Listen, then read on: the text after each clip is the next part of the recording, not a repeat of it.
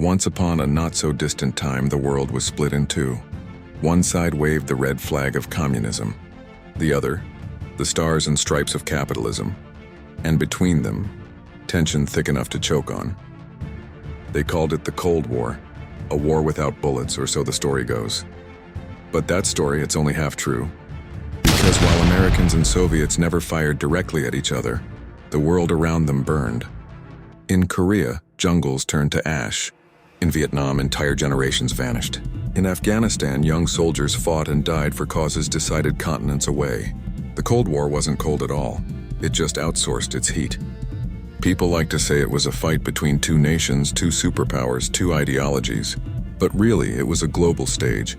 And almost every country had a role, whether they wanted it or not. From Cuba to Cambodia, Berlin to Angola, smaller nations were caught between giants who never stopped pushing and pulling.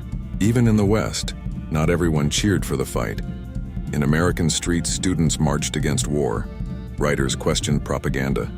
Families argued over dinner tables about who the real enemy was. The war wasn't just overseas, and it was in people's hearts, their headlines, their homes.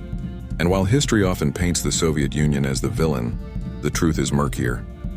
Yes, Moscow crushed uprisings in Hungary and Czechoslovakia, but Washington wasn't innocent. Coups, secret missions, and political meddling left scars across Latin America and the Middle East. Both sides called it defending freedom. Both sides meant controlling the game.